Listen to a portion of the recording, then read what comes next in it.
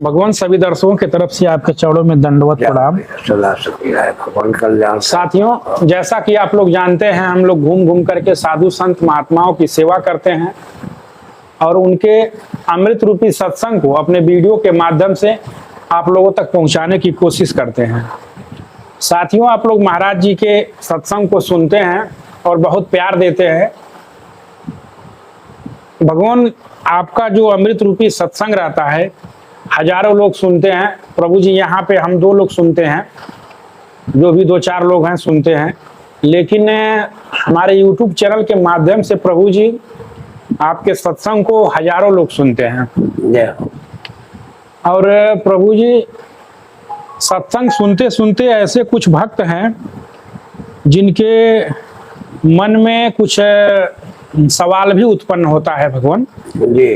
कि कुछ लोग जैसे कहते हैं कि नाम जप करते हैं, तो इसमें एक भक्त का सवाल था, किस नाम का जप करे कि मोक्ष संभव हो जाए प्रभु जी।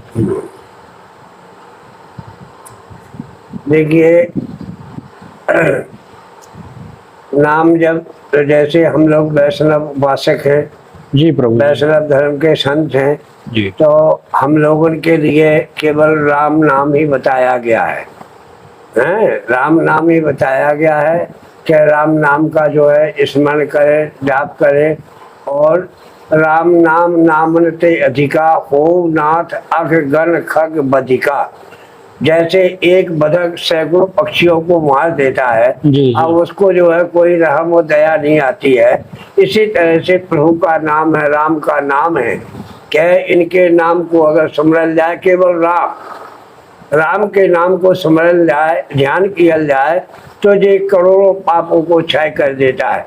जैसे सूर्य उदय होने के पश्चात रात भाग जाती, पता नहीं लगता है, उसी तरह से ये पाप भाग जाता है प्रभु का नाम लेने से, राम का नाम लेने से जी। राम नाम नामन ते अधिका। सारे नामों, जैसे हरि के 1000 नाम, कृष्ण के करोड़ नाम, तो सभी नामों से अधिक नाम है केवल राम जी, केवल राम। नाम ऐसा है पूरा पता, करोड़ों पापों को एक दार में जो है क्षय कर देता है, सबको नाश कर देता है। तो राम नाम से बढ़ के संसार में दूसरा कोई नहीं है। राम हो गए डॉक्टर, उनका नाम है दवाई। अब पी ले सुवनवा तुझे रोग न सताई। जो विश्वास के साथ, श्रद्धा और प्रेम के साथ उस नाम का स्मरण करते हैं, मनन करते हैं, चिंतन करते हैं, ध्यान करते हैं, तो उस नाम के द्वारा सारे पापों का नाश हो जाता है। जैसे सूर्य उदय होने पर रात का पता नहीं लगता, इसी तरह से नाम के लेने से, भगवान के नाम को लेने से, राम के नाम को लेने से फिर पाप का पता नहीं लगता, सारे पाप क्षय हो जाते हैं। तो आप बढ़िया शुद्ध आसन, कुशा आसन होवे वो भी उत्तम है, नहीं होवे ऊनी होवे, ऊनी आसन लगावे, ऊन के कपड़ा की आसन लगावे और उस पर बैठ के और विश्वास से, श्रद्धा से, प्रेम से उस नाम का अगर ध्यान करें, क्योंकि चिंतन करने से ही अंतर आत्मा का मैल छट जाता है, विकार हट जाता है, वासना हट जाती है, किसी तरह का वो नहीं रह जाता है, सारे विकार दूर हो जाते हैं। और परमात्मा का स्मरण करने से आत्मा में सुख शांति प्राप्त होती है। तो भगवान का नाम ही एक ऐसा अमूल चीज है कि जो कहा, राम नाम नामनते अधिका हो नाथ अघ गण खग बधिका।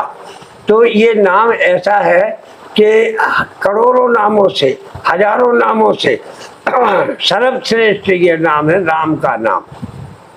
स्वयं कहा एक महात्मा, जैसे राम को भी एहसास हुआ इस नाम के आधार से कि लोग जब सिंध बन का पुल बनता रहे तो सोचते रहे कि एक पत्थर पर रा लिख दे, एक पर माँ लिख दे, तो प्रभु प्रताप से सिंधु तरे पाषाण, वो पत्थर भी पानी पे तैरते रहे।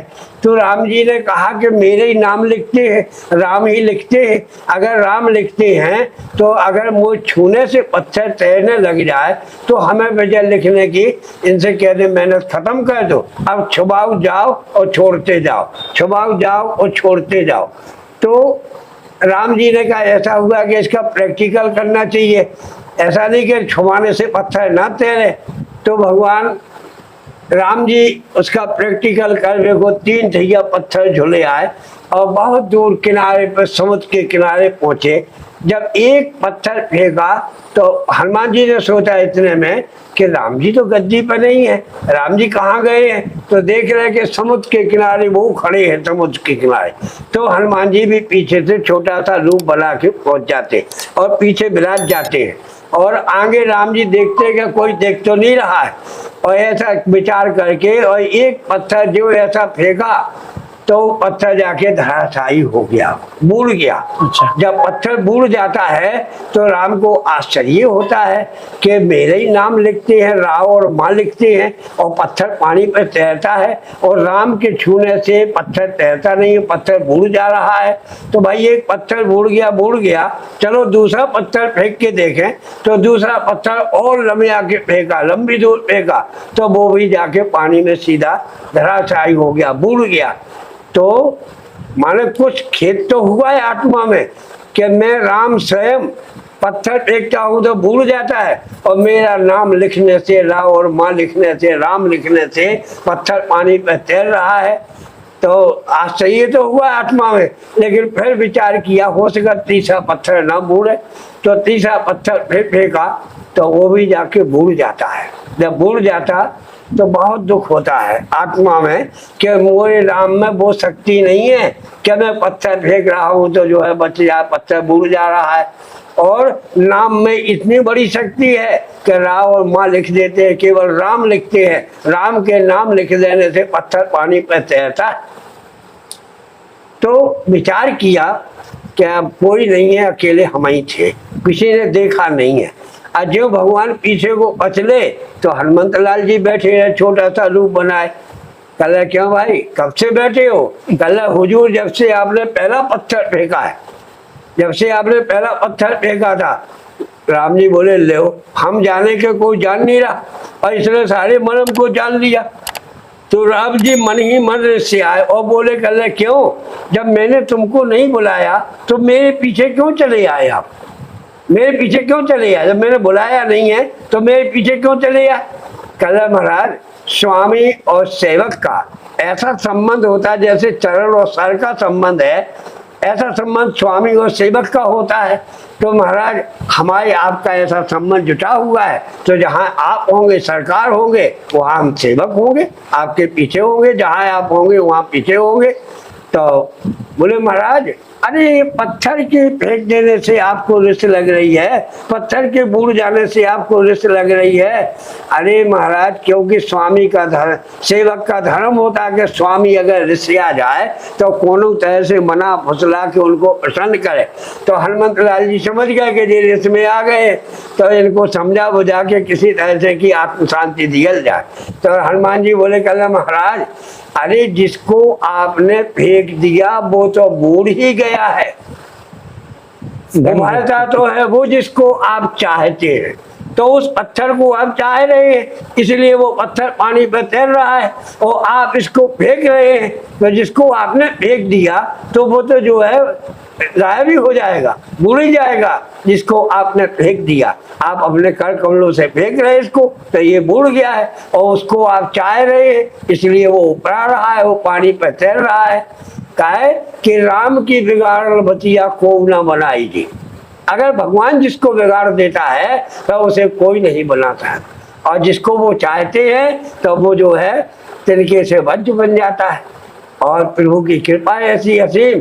तो कल महाराज अब विचार करने लगे, कल जब प्रभु के नाम अनेका, भगवान का नाम एक नहीं है अनेक नाम है, लेकिन ये राम का जो नाम है ये अमूल है, लोक और परलोक का साथी है।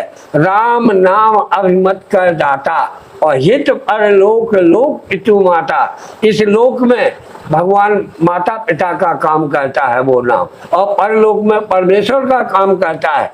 दोनों लोक का वो साथी है। जो राम नाम है वो इस लोक का साथी है और परलोक का भी साथी है। राम नाम नामन से अधिका हो नाथ अख गण खग बधिका। इसी में जो है विश्वास किया भगवान ने और फिर का कह दिया कि सेवक से सती बढ़ो, सती से सेवक बढ़ो, चारों जो प्रमाण और सेध बांध रघुवर गए कूद गए हनुमान। इनका जो है कोशिश ही करने पड़ी राम जी को कि 3 दिनारों समुद्र से निवेदन किया और समुद्र का पुल बांधा, लेकिन हनुमान जी वही नाम लेके ई पार से पार कूद गए। बोलो श्री रामचंद्र की जय। तो राम नाम नामन से अधिका हो नाथ अग गण खग बधिका। जैसे सैकड़ों पक्षियों को एक बदक मार डालता, ऐसे हजारों पापों को भगवान का नाम जला डालता है। इसलिए भगवान का नाम राम से बड़ा है। राम न सके नाम गुण गाई। राम स्वयं अपने नाम का बखान नहीं कर सकते हैं। काहे कि एक राम तापस दिए तारी और नाम अमत खल कुमत सुधारी। राम ने तो एक ही कीर्ति करी संसार में, क्या कि गौतम ऋषि की पत्नी अहिल्या का उद्धार किया है, लेकिन नाम ने अनेकों पतितों को उतार दिया। पाई न के गत पतित पावन राम भज सुन सट मना। गण का अजामिल गीत सुपचाद खल तारे घना। महान पापी से पापी उस नाम से महाराज जी भव सागर से पार हो गए। तो भगवान का नाम अमूल है। जो भी इस नाम को श्रद्धा और प्रेम और विश्वास से लेता है वो भव सागर से पार हो जाता है। इसलिए भगवान जैसे नाम जप या पूजा पाठ में क्या गलती हो जाती है कि सफल नहीं हो पाता है, प्रभु थोड़ा इसके विषय में बताइए। इसलिए जो है महाराज जी, क्यों के द्वापर त्रेता कलयुग सतयुग सबसे अधिक पूजा जो है आज कलकाल में होती है।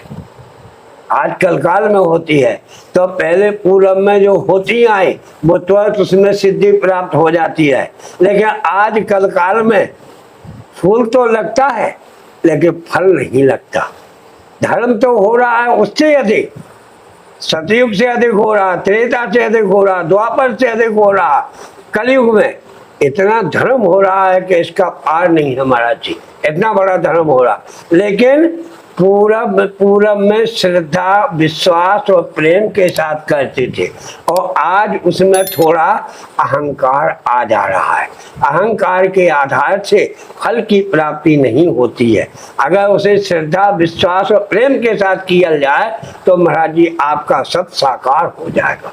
कोई भी जो है आपसे बिलग नहीं रहेगा, सब साकार हो जाएगा। जिस विचार से आप काम करेंगे उसमें आपको सिद्धि प्राप्त हो जाएगी। कब? क्या विश्वास के साथ करना है। भवानी शंकरऊ बंदे सिद्धा विश्वास रूपणऊ, यानी श्रद्धा ही माता पार्वती है और विश्वास ही भगवान भोलेनाथ है, जो देवों के देव महादेव हैं। तो वो आपका हर कार्य सिद्ध करने वाले हैं। कोई कार्य में बाकी नहीं लगेगा, लेकिन श्रद्धा विश्वास और प्रेम के साथ किया जाए, आपका कल्याण हो जाएगा। भगवान जैसे जो गुरु जी मंत्र देते हैं, हाँ, उस मंत्र को साधक या कोई भक्त उसको रेगुलर जाप करता है। हाँ, क्या अगर उस मंत्र का जाप न किया जाए तो वह मंत्र निर्जीव हो जाता है? हाँ, क्यों? जैसे सरस्वती के भंडार की सुनी अपूर्ण बात, अज्यों खर्चे त्यों बड़े वो बिन खर्चे घट जात। अगर जैसे हमने कान में सुन लिया मंत्र और फिर उसका उच्चारण नहीं किया, उसका ध्यान नहीं किया, उसका जाप नहीं किया, उसका चिंतन नहीं किया, मनन नहीं किया, तो वो रहते रहते ही जो है नीरस हो जाएगा। और जब उसका निरंतर खर्च लगा रहेगा तो वो अपने आप सबल हो जाएगा, बरियार हो जाएगा, और आपको हर तरह से जहां भी आप कदम रखोगे आपका कदम मंगलमय होगा। भगवान शंकर क्यों? इसी से मंगलमय उनका काम चलता है। मंगल भवन मंगलहारी उमा सहज जय जपत पुरारी। 24 घंटा राम नाम को जपते हैं भगवान भोलेनाथ। तो श्रद्धा प्रेम और विश्वास इसके आधार से काम करोगे तो आपका कार्य मंगलमय होगा। जहां भी आप जाएंगे, अमंगल नहीं, मंगल हमेशा, जहां भी आप जाएंगे मंगलमय आपका कार्य होगा। लेकिन श्रद्धा प्रेम और विश्वास से उस नाम का चिंतन किया जाए, ध्यान किया जाए। काहे कि जैसे चिंता और चिता और चिंतन, ये 3 बातें। माने चिंता और चिता। चिता तो केवल मुर्दा को जलाती है, लेकिन जो चिंता होती है वो जो है जिंदा को जला डालती है। और उसी में थोड़ा परिवर्तन हो जाए चिंतन। जब भगवान का चिंतन ध्यान किया जाए तो आत्मा को परमात्मा से जुटा देता है, आत्मा को परमात्मा से मिला देता है। तो विश्वास, प्रेम और श्रद्धा के साथ चिंतन किया जाए, ध्यान किया जाए, आपका हर कार्य मंगलमय है। किसी तरह से आपका यानी बाधा नहीं आ सकती है और सारे कार्य मंगलमय हो जाए। हम लोग अपने पर विश्वास करते हैं, केवल उनके द्वारी में बैठिए चरण पकड़ के, और करते क्या है, कहाँ जाते, लेकिन सब कार्य मंगलमय रहता है। जिसके राम धनी उसके कौन कमी। अरे ढंग के बोल, जिसके राम ना हो तो साक्षात दरबार लगा हुआ है हमन का, हम उसी पर विश्वास पर डटे हुए हैं। भगवान जैसे हम चित्रकूट जाते हैं, अयोध्या जाते हैं, हाँ, वृंदावन मथुरा जाते हैं, जंगलों में जाते हैं, प्रभु जी जो साधु संत महात्मा हैं जी, दुर्लभ जगह पे जा करके हाँ, राम राम का जाप करते हैं। हाँ, और भगवान वो भी सुबह शाम या एक टाइम जो भी हो, हाँ, नारायण की कृपा से जी, खाते पीते हैं, कोई काम नहीं करते हैं। प्रभु जी सिर्फ राम राम कहते हैं, हाँ, फिर भी भोजन उनको मिलता है। हाँ। तो प्रभु अगर गृहस्थ जीवन में भी रहकर सिर्फ राम राम किया जाए तो भोजन क्या मिल जाएगा? नहीं है भाई, देखो गृहस्थ में तो कुछ कर्म करते हुए राम राम करना, सूतत उठत बैठत जागत चलत फिरत है।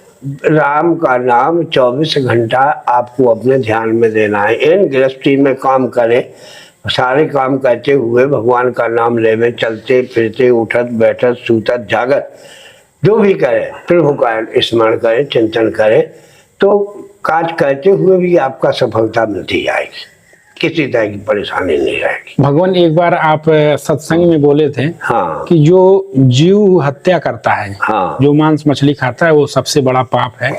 तो प्रभु जी एक भक्त हैं, आपका वीडियो देखते हैं और भी सत्संग देखते हैं, तो वो पहले मांस मछली खाते थे, हाँ, लेकिन जब से वो सत्संग देखने लगे, हाँ, धीरे धीरे मांस मछली उनका छूट गया। जी, लेकिन प्रभु उनके अंदर एक पीड़ा है कि हमने जो पीछे मांस मछली खाया है, जी, जो हमने जीवों की हत्या की है, जो भी किया है, उसका पाप लगा है। हाँ। तो उसका प्रायश्चित हम कैसे करें?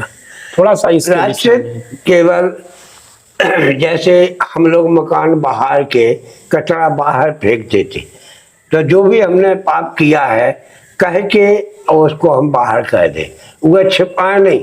अगर आपने मकान बाहर के वो कोने में कर दिया कचरा, एक कोने में छिपा दिया कि चलो भाई फिर देखा जाएगा, तो वो कचरा कचरा को बुलाता है, यानी पाप पाप को बुलाता है। और जब उस कचरा को निकाल के बाहर फेंक दिया जाता तो मकान फ्रेश हो जाता है।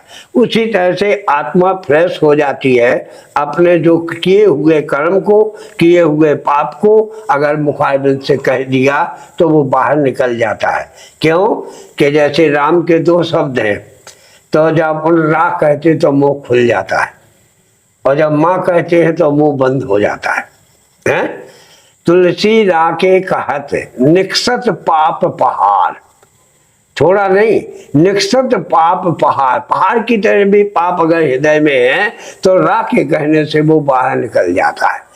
और अब फिर माँ के कहत दे, फिर पाप आवन देवे नहीं है। पाप के आने से जब माँ कहे तो देत मकार के बाहर, फिर जो फाटक लग जाता है तो वो पाप अंदर नहीं आ पाता है, बाहर ही चला जाता है। राम के 2 ही शब्द हैं, रा है, रा के कहने से पाप पहाड़ का पहाड़ बाहर हो जाता है, और माँ के कहने से मुंह बंद हो जाता है, तो फिर पाप को आन नहीं देता है। तो पाप आवन देवे नहीं देत मकार की बार, तो माँ कहने से मुंह बंद हो जाता, तो वो पाप अंदर नहीं आता, जो निकल गया वो निकल गया। इसलिए राम नाम का जाप अनिवार्य है, ध्यान कहना अनिवार्य है। देखो माला फेरल जाए, माला का ध्यान किया जाए, लेकिन मन इतना बड़ा चंचल है कि हाथ में रहेगी माला लेकिन मन पहुंच जाएगा नौतनवा, मन पहुंच जाएगा अयोध्या, मन पहुंच जाएगा चित्रकूट और माला हाथ में है। तो इस मन को नरम करना है। मन सीधे शब्द 40 किलो का होता है मन, अब वही मन है तो 40 किलो का है। अब उसको जब नम कर देंगे, उल्टा शब्द कर देंगे तो नम हो जाएगा, और जब नम हो जाएगा तो आपके बस में हो जाएगा। जैसा आप करेंगे फिर मन आपके द्वारा ही चलेगा। और अंतर जब वो मन 40 किलो का रहेगा तो वो आपसे खींच ले जाएगा। आप कहते को माला जब कहते कुछ कहते हैं, लेकिन वो आपको भी खींच ले जाए। और जब वो नम कर देंगे तो आपके वशीभूत हो जाएगा। जब आपके वशीभूत हो जाएगा तो जहाँ आप ध्यान लगाएंगे वो वहीं रहेगा। मन ही इसमें इंद्रियों का राजा है। इसमें 5 है आपके कर्म इंद्रिय और 4 है आपके ज्ञान इंद्रिय। 9 इंद्रिय इसके अंदर है। मन, चित्त, बुद्धि, अहंकार, ये अंदर की इंद्रियां हैं। और आंख, कान, नाक, मुख है, मलमूत्र त्यागने की, ये 5 आपके कर्म इंद्रियां हैं। तो कर्म इंद्रियां 9 इंद्रियों को वशीभूत करके 9 इंद्रिय पात्र विश्वासा और निर्मल मन अहीर निज दासा। जब मन जो है नम हो जाएगा तो वो निर्मल हो जाएगा, नहीं वो निर्मल नहीं होगा, आपको जो है भटका ले जाएगा। तो मन को नम करिए, नरम करिए, मन को अपने बस में कीजिए। वो इंद्रियों का राजा है। और विश्वास रूपी एक बर्तन बनाए और उसी में जो है श्रद्धा रूपी गाय का दूध दोए, संसार के विषय से पीछे हट जाए। ये बातें हैं इसमें।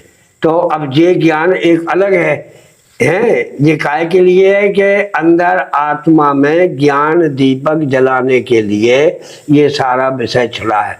तो वो अगली महात्मा आपको सुनाया जाएगा, यहीं से लगा के वहां तक सुनाया जाएगा जहां तक दिया जले। तो अंतर आत्मा में ऐसा दिया है कि परम प्रकाश रूप दिन राति, वहां न चाहिए दिया घृत बाती। न दिया की जरूरत, न घी की जरूरत, न बाती की जरूरत, वो स्वयं अपने प्रकाश से प्रकाशित है। तो ये अगले सत्संग में आपको दिया जाएगा। बोलो सियावर रामचंद्र की जय। दोस्तों, भगवान का सत्संग ऐसा रहता है कि सुनते सुनते समय का पता नहीं चलता है कि समय कब बीत जाता है। लेकिन शाम हो चली है तो भगवान इसी के साथ, हाँ ठीक, भगवान सभी दर्शकों की तरफ से आपके चरणों में दंडवत प्रणाम। भगवान कल्याण करे बाबू। और अगले में एक ज्ञान दीपक आपको बिल्कुल बिल्कुल। एक बार दिग्विजय रथ आपको जो है संसार से विजय पाने के लिए एक दिग्विजय रथ की चर्चा करेंगे हैं, और एक जो है ज्ञान दीपक की चर्चा करेंगे। हाँ, क्या इसमें संसार में किस तरह से हम विजय पाएंगे। हाँ, तो ये दिग्विजय रथ के बारे में बताएंगे और ज्ञान दीपक के बारे में आपको बताएंगे, और एक बार फिर मानस रोगों के बारे में बताएंगे। तो दोस्तों, इसी के साथ अपने वीडियो को यहीं पे हम समाप्त करते हैं। सबको जय सीताराम। जय सीता भैया, जय सीता।